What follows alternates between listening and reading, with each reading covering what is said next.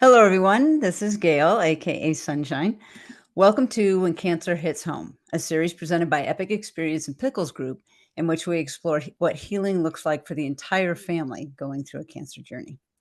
Today, we have the founders of these two organizations, Nancy Ferro and Mark Agnew, joining us around the campfire. So, thank you both so much for being here on this inaugural episode. We really appreciate it. So I'm going to start by asking both of you to tell me a little bit about your background. And I always ask people to include one fun fact. And I'll call on you just so we can kind of go back and forth. So, Nancy, why don't we go with you first? Hi, well, welcome. Excited to be here too. I just retired, so there's a fun fact for you. The end of March, so a Zoom call is off my radar right now. But a little bit about myself. I am married with a wonderful husband of 42 years, three wonderful kids, the best grandson in the whole wide world, with two more babies on the way, coming in August and October. Shoot.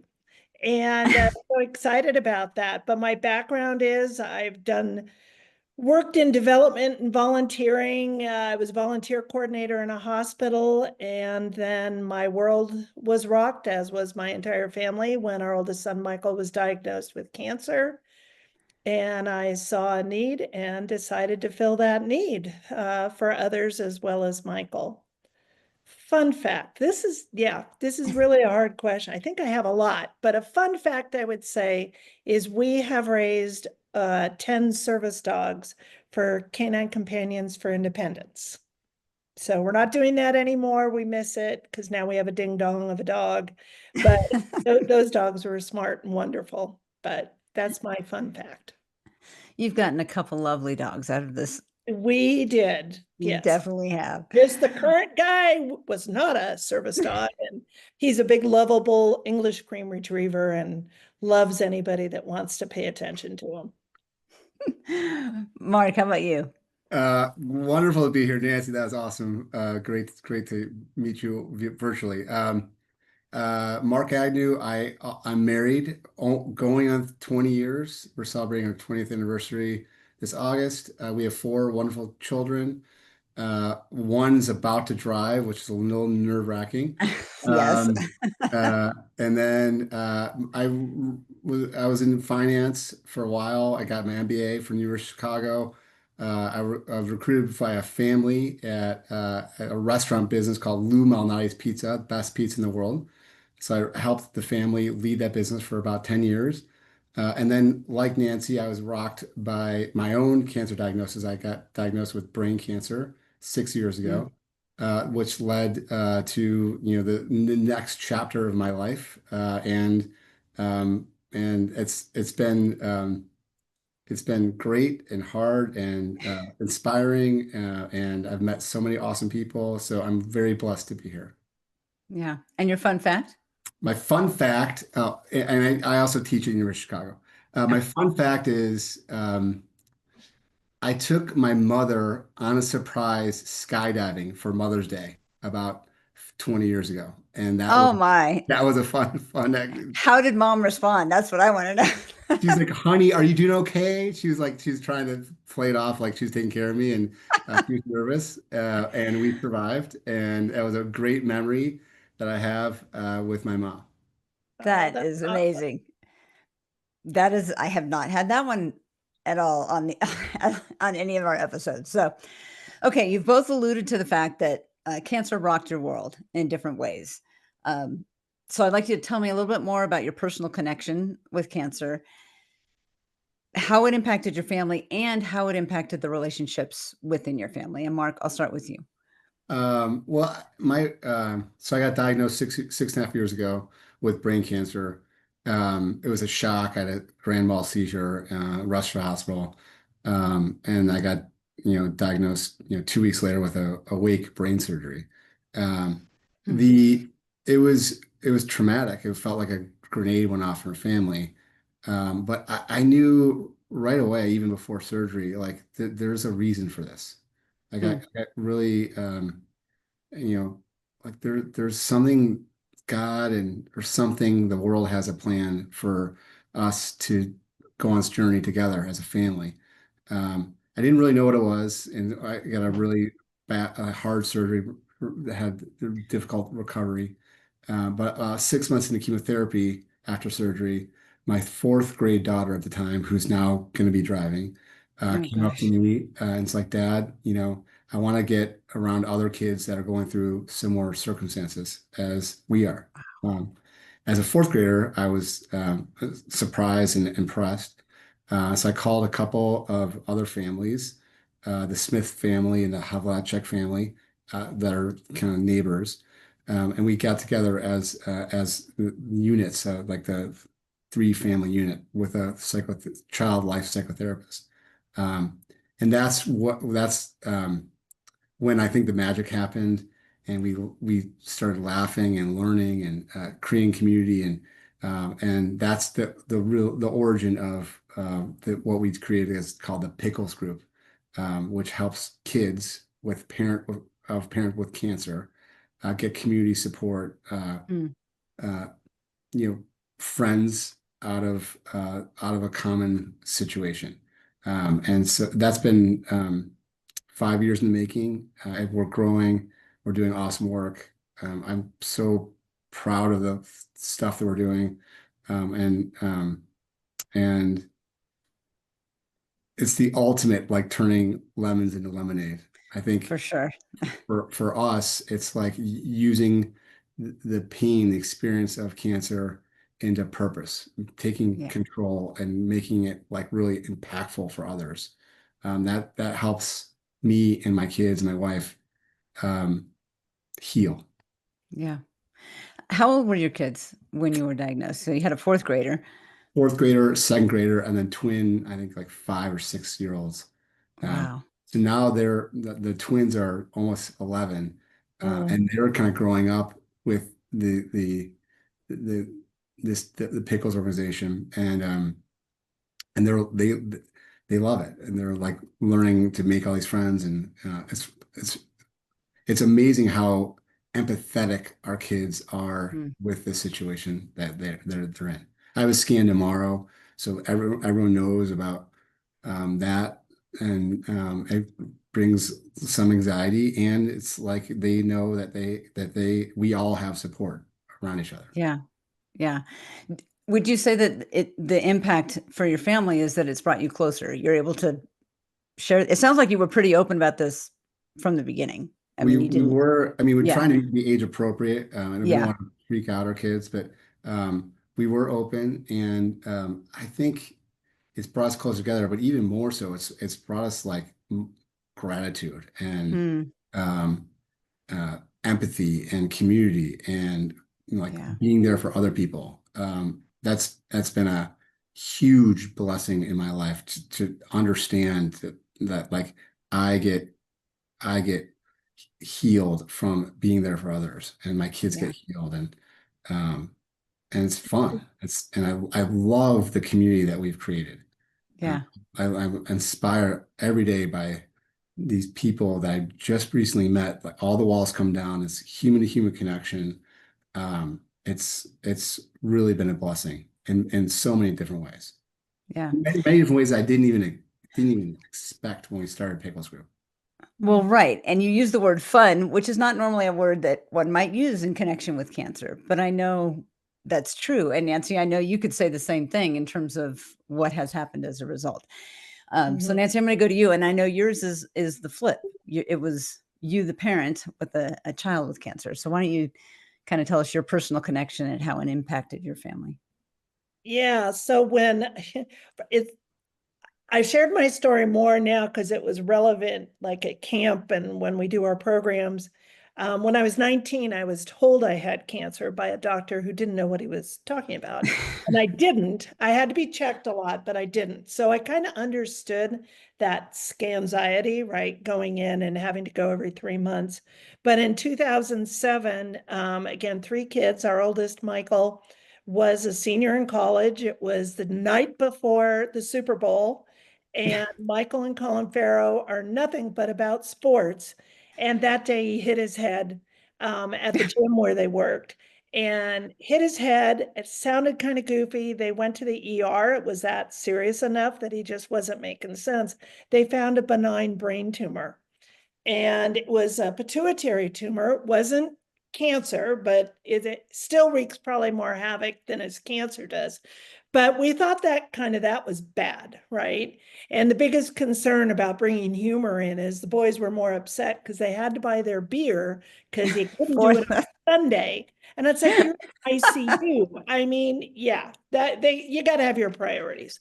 But and then we thought that was bad. We're like, we lived through that. Michael's now on this medication, all the stuff that comes with that, even though it wasn't cancer. And 6 months later, Michael, who when he was younger had something happen with an ascended testicle, and they always said to keep an eye out.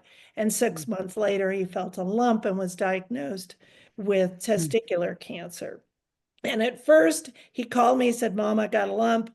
He was going to be starting his brand new job. He had graduated from college. And then he called, he goes, oh, the lump went away. And then, he comes back, starts his job in Denver with Enterprise Rent-A-Car. They were amazing to work for. But he calls me 30 days in and says, you know that lump? And thank goodness he did. He said, it's still there. And so that rocked our world, to say the Yeah. least.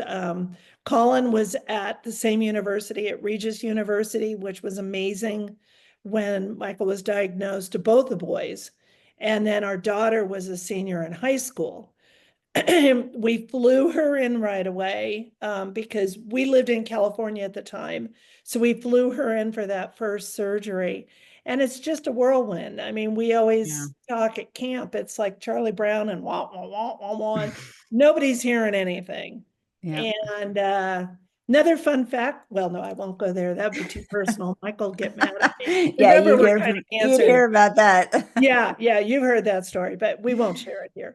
So anybody's going to have to ask me on that one. But it just, yeah, I mean, the impact on our family, it was like head down, what do we got to do?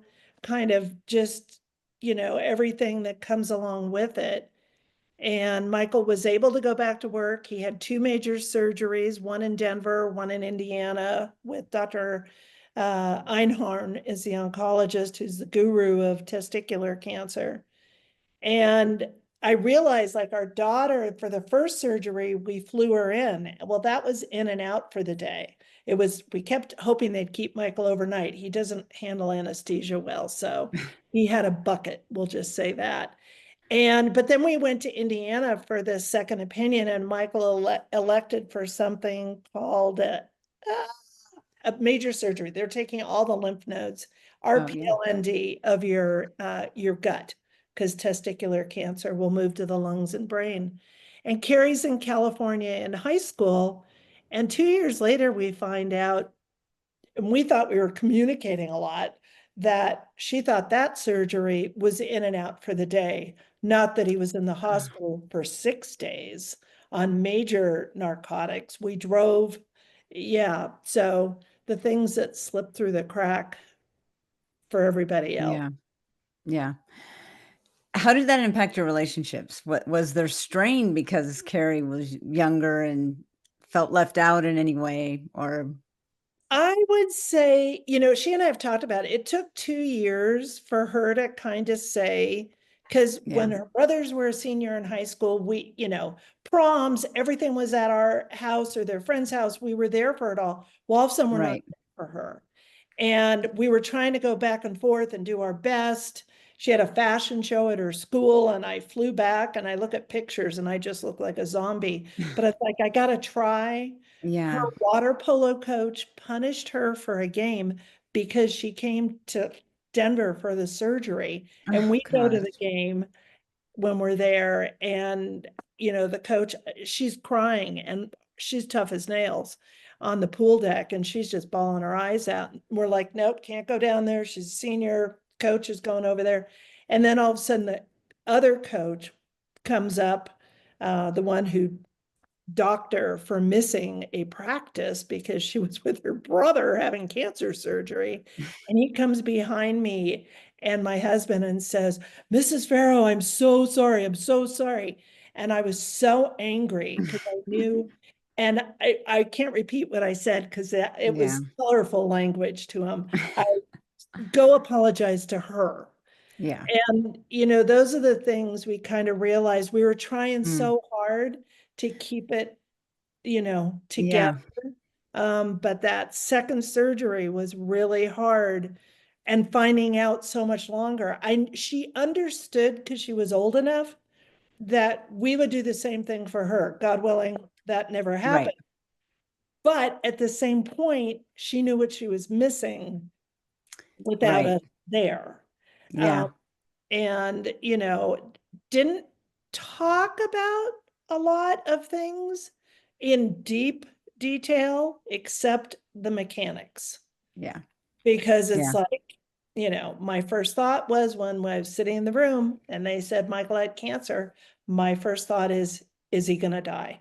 And Right. I think that is what everybody thinks, and I've learned Yeah. that after 13 years. Yeah. Yeah. Yeah. Actually, that's an interesting point, Mark. I'm wondering if your kids asked you that when you told them Not they didn't ask me like that direct. like that directly. Okay. The first thing I thought of is like I was like, what am I gonna do with my kids? And what am I gonna Yeah. do? I was so worried about my kids and my wife. Yeah. It was a brain cancer, so I assumed I was gonna die. Uh, Right. I'm happy I'm still here at 6.5 years later. Um, Yes. but so what we found with Pickles Group and like a lot of these kids, they're scared to ask their parents questions Yeah. because they don't want to put any pressure on the parent Mm. that's going through Hmm. the treatment and the caregiver, the spouse. So Right. when they're alone, they can ask questions like, "Is cancer contagious?" They're going to school thinking, "Can I get it and can I give it to my Yep. friends?" They're asking like, "Will cancer kill my parent?" So Mm. we have all these methods to answer those questions age appropriately with data and facts. Yeah. What's amazing about like a 10-year-old is they understand what's going on. And Absolutely. they actually and they ask questions that are really intelligent. Yeah. So we believe in this Pickles Group is backed by data and science that Hmm. giving them age appropriate information will actually help them and help their healing process versus sweeping under the rug Yeah. and saying, "Hey, I'm going to be okay and I just got to get Mhm. through this." Yeah. They have all these questions, and most kids don't want to burden their parent with those Yeah. questions. And I would say on the opposite side of that, see, Michael and I, when we would be driving to a doctor's appointment, there are no questions asked. And I remember one time, because I think this is a difference, and I think what's wonderful I've learned about kids, they will ask questions when given the opportunity. But adults, sometimes everybody's protecting each other. And Yeah. we were Yeah. driving to a doctor's appointment, and Michael and I are in the car, always quiet, because we're both like, and I just said to him, I said, Michael, you can say whatever you want to me. He goes, no, I can't. I don't want to scare you. And I said to him, I said, I'm thinking 20 times worse because I have no control in this. I Yeah. have Yeah. nothing. All I can do is try my best. And I think I've learned that through Epic. I mean, most Yeah. adults, and I always encourage them, I go, talk to your kids. Those little kids are way smarter than adults. Yep. Yep. Yeah, Mark, when you shared earlier, you talked about how this happened so organically, right? I mean, it was just your three families kind of coming together in this support group. Through that and through the official formation of Pickles, is there a message or takeaway that you would want to share with families facing cancer? Um, Great question. It's going to be okay. In any outcome is going to be okay. Your kids are resilient. Um, the house isn't on fire. Like right when I got that diagnosis, I wanted to get the tumor removed. I always tell people like your house is on fire unless the doctor say it's on fire, but typically it's not on fire. So have some time to like plan and pray and do whatever you need to do to get in the space to where you can and there's a lot of blessings that happen Mm. with this. Like I always say, like I I wouldn't choose to be part of this community, this cancer community, but I'm so glad I am. Yeah. Mhm. Yep. And so I talk to people and people are like, "Are you serious?" I'm like, "Yeah, I'm Yeah. dead serious." I Yep.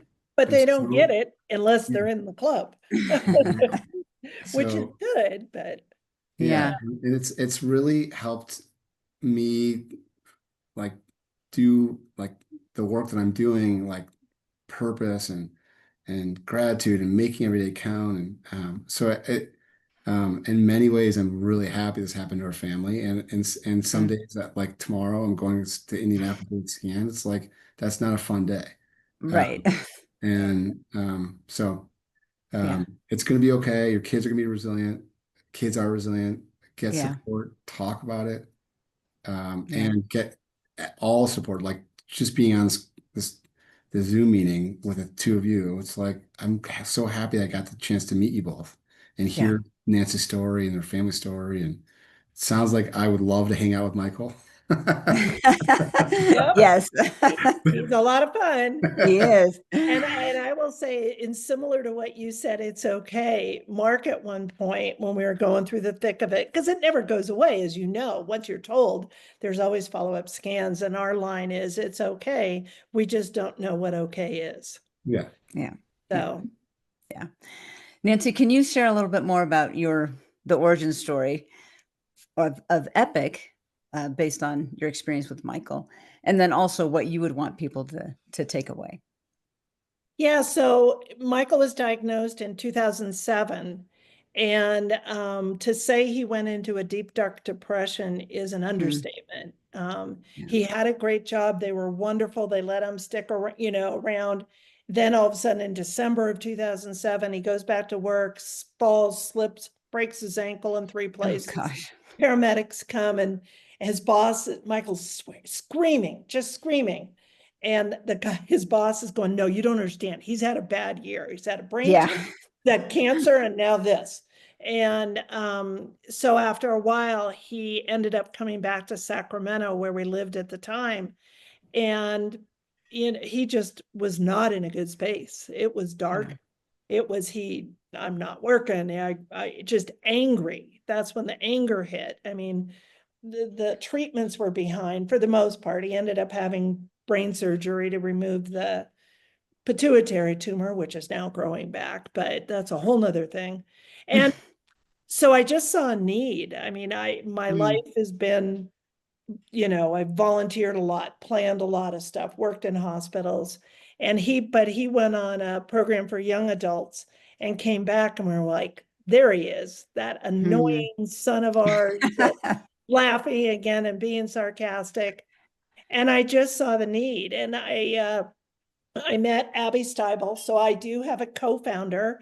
Abby stepped back. She was a PA at Huntsman Cancer Center in Salt Lake City. And she and I, should we do this? Should we do this? We can do this. But we want to do it for all adults. 18, our oldest camper's been 80 years old. Yeah. And the people who owned the ranch, she and I had met. We became good friends, and they're like, I was talking to them, and they're like, do you want to use the ranch to start a nonprofit? And I was like, well, I guess that's the biggest gift that just, and at Yeah. 56 years old, my friends are talking retirement. And I'm like, well, I'm starting a nonprofit. And it's been, my kids look at me cross-eyed when I say the biggest blessing of my life, obviously my kids, but to watch so many people, Sunshine, you included, Yep. just watch them from a Sunday to a Saturday, or even if they don't come to camp, when I get a chance to talk to them, if I've helped somebody, because I just encourage, because they've called and I'm like, ask for the second opinion, do Yeah. this. That's why when we started the podcast, I share that now pretty much above everything else with somebody newly diagnosed. Yeah. And because it's like people don't want to ask, they're afraid to ask for help. They think their questions are silly. And the podcast, I think, offers up such a wonderful venue to hear from others, to feel like, oh, Yeah, everybody feels this way. exactly. Yeah. Yeah, I think that is one of the chief benefits, is to know they're not alone, that other Yeah, people have gone through the same experience, at least on some level, have yeah. had the same questions and things like that. So what would, based on the camps, how many have there been now? 75 Hitting 75. this summer? Wow, I retired the end of March. I tell you, it's not as easy as it's up to be. Poor Colin, I'm like, well, what can I do now? But So yeah, what message or takeaway would you give to families facing cancer based on that experience of 75 camps? all the people that look at me, and I can tell, because Mark hasn't been to camp yet, so hopefully you will be at some point. Because the one thing I probably get the most tired of hearing from people, oh, it was too long ago. There's more people that need it more than I do. No, everybody needs it. Everybody And if needs it's it. not us, there's other programs out Yeah, there. If it's a one-day regional program with us, but find a community, yeah, like Pickles does for yep, kids. But adults, so often are like, I'm fine. And it's like, I call a big BS on that one, because nobody's fine with a cancer yeah, diagnosis. yeah, So that's my biggest takeaway. Just whether it's us or anybody else, try and find that place where you can have the freedom to say how you feel. Because there are things we don't want to say to our family, and I get it. yeah, I just had that experience at a regional day with a husband and wife recently. He wanted to start talking about hospice. And she was standing right there. She goes, I can't do it. I can't do it. And I was like, yeah, she walked away, and he continued. I said, and we talked about it. yeah, And it's understandable. It's all scary yeah, stuff. Yeah. definitely. Yeah. Yeah. Is there anything else that I'm gonna ask both of you this? Is there anything else that you would want to share with someone listening that I haven't specifically asked you? Whether it's about the community, lessons you've learned in working with either the kids or the adults, message for caregivers, anything I haven't asked you about, Mark? Um, I you've done an awesome job, Gail. I think just empowering the kids that are impacted, um, and because what's we've seen at Pickles is like these kids that join, they want to help the other kids that are Yeah, just joining, and that heals them. So like like I would encourage parents that have that kids that are diagnosed, um, to really let let the kids heal by mm, um, talking about it, doing groups in their school, joining Pickles group, whatever. Just um, I've seen so many families want to just sweep it under the rug, which is a personal decision. But I've seen so many kids flourish yeah, when they find their community, like Nancy said. yeah, So um, it's okay to talk about it with the yeah, kid.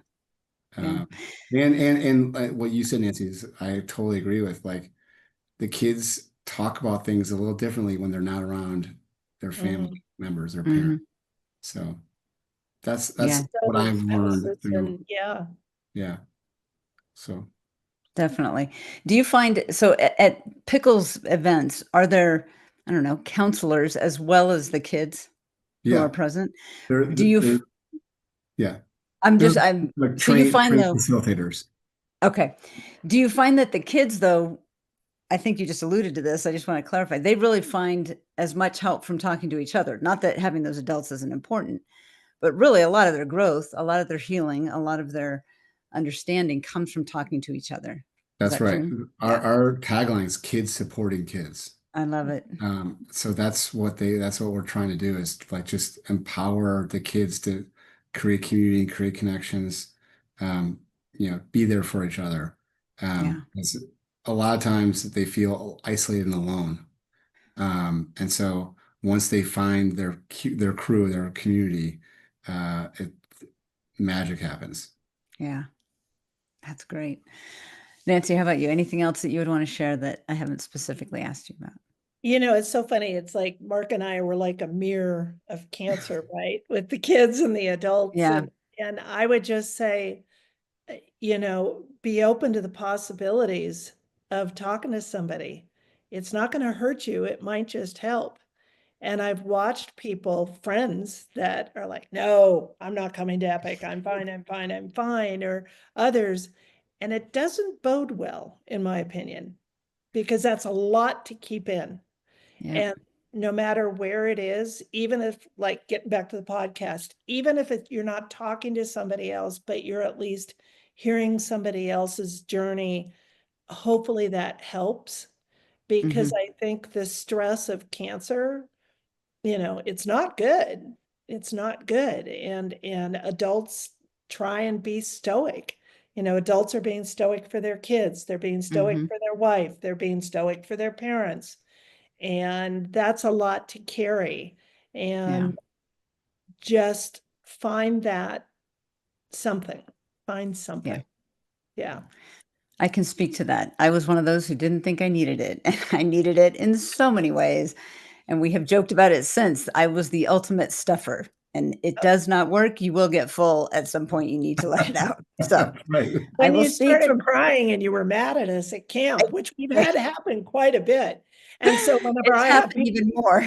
yeah, when I have people crying at camp, I'm always like, yes, I Yes. got them. It's okay to let it down. And Yeah. even for me, I mean, I will share just like for Michael, when he walked out of the ultrasound, he looked at me and said, I have cancer and we're not going to cry about it. And I went, "Ooh, okay, that's what he needs me to do." I didn't cry for like 2 years. Yeah. I went home and I started writing, which is another great thing to do, and Yeah. just how I was feeling. Because even telling my husband how I was feeling, I didn't really want to. It just makes everything really real, and it's like I don't. This is a nightmare enough. Uh, Yeah. yeah. Well, yeah, and I mean, that's ultimately it is finding what's best for you in this situation. Talking to people, being open to at least talking to people, finding the fun in it. I love that Yeah. you use that word, Mark, because it's so true. You can still have fun. The rest of life doesn't stop. And in fact, fun can make the really hard parts a little more bearable, I guess, if we can put it that way. Um, thank you both so much. This is great. It really is kind of a mirror of the two different experiences. So I always end with the very serious question: marshmallows over a campfire, slow and steady, or flame and crispy? Mark, how about you? If you ask my kids, it'd be like the crispy, but I'm Flame and slow and steady all the way. yeah, Nancy. Slow and steady all the way. Mine Yep. usually start out slow and steady and end up flame and crispy. So There we go. Well, I'm there's not saying mine end up that way, but yeah, that. But that's the desire. that's the desire. Yeah. Yeah. Well, thank you both so much again for this first episode in this series. I'm really looking forward to all the rest of the people that we get to talk to in this partnership between Epic Experience and Pickles Group. I really appreciate it. And to those of you listening, until the next time we gather around the campfire, keep living beyond cancer.